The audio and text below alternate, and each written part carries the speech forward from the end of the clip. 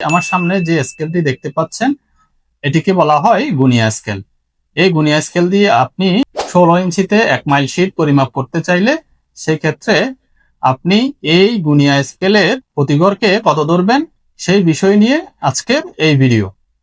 আপনি জমি পরিমাপের সময় যদি আপনার কাছে গুনিয়া স্কেল থাকে এবং আপনার কাছে একটি শীট থাকে, শীটটি হচ্ছে আপনার 16 ইঞ্চিতে 1 মাইল, এবং আপনার কাছে একটি গুনিয়া স্কেল থাকে। এই আমার সামনে যে স্কেলটি দেখতে পাচ্ছেন এটিকে বলা হয় গুনিয়া স্কেল। এই গুনিয়া স্কেল দিয়ে আপনি 16 ইঞ্চিতে 1 মাইল শীট পরিমাপ করতে চাইলে সেই ক্ষেত্রে আপনি এই গুনিয়া স্কেলের প্রতিগড়কে কত ধরবেন। আপনার কাছে যদি গুনিয়া স্কেল থাকে এবং আপনার কাছে যে শীটটি আছে ওই শীটটি যদি 16 ইঞ্চিতে 1 মাইল হয় সেই ক্ষেত্রে গুনিয়া স্কেলের প্রতি ছোট গড়কে আপনি 10 লিং ধরতে হবে। এভাবে আপনার দাগের রেখা যত গড় পর্যন্ত যায় আপনাকে তত লিং ধরতে হবে, এবং গুনিয়া স্কেলের যে বড় পাশ থাকে এই বড় পাশের প্রতিটি ঘরকে 20 লিং ধরতে হবে। এখন আপনি যদি একটু অ্যাকুরেট করে মাপতে চান সেই ক্ষেত্রে আপনাকে এই ছোট পাশ দিয়ে মাপলে আপনার জন্য ভালো হবে।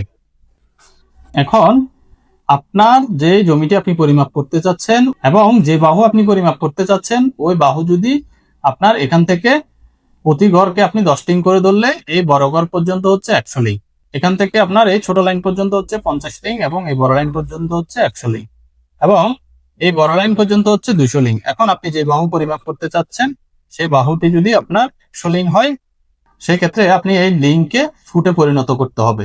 আপনি যদি এই লিংকে ফুটে পরিবর্তন করতে চান সেই ক্ষেত্রে আপনাকে এই 100 লিংকে 0.63 দিয়ে গুণ করতে হবে। দাগের বাহু যদি 150 লিং পর্যন্ত আসে বা তার চেয়ে কম বেশি দাগ পর্যন্ত আসে সেই ক্ষেত্রে যত লিংকই আসুক ওই লিংকে আপনি যদি ফুটে পরিণত করতে চান সেই ক্ষেত্রে আপনার 100 লিং হলে 100কে আপনার 0.63 দিয়ে গুণ দিতে হবে।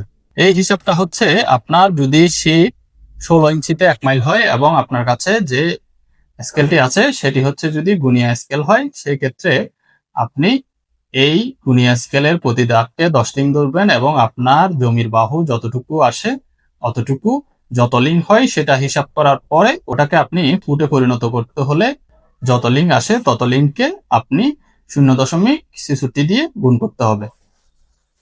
আশা করছি বুঝতে পেরেছেন। আপনি যদি গুনিয়া স্কেল দিয়ে আপনার 16 ইঞ্চিতে 1 মাইল শীট পরিমাপ করতে চান সেই ক্ষেত্রে গুনিয়া স্কেলের প্রতিটি ছোট ঘরকে কত লিং ধরতে হয় এবং প্রতিটি বড় ঘরকে কত লিং ধরতে হয়।